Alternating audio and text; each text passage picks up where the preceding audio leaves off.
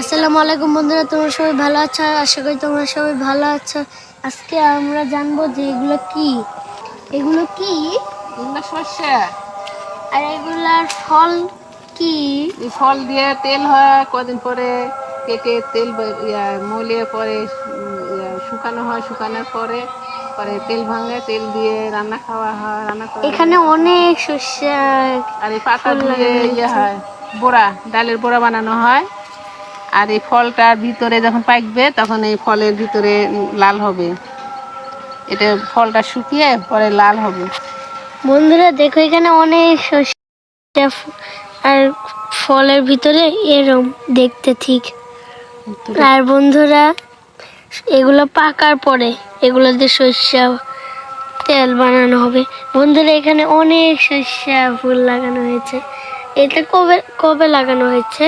এই 2 মাস আগে। 2 মাস আগে? আর 1 মাস পরে কাটা হবে।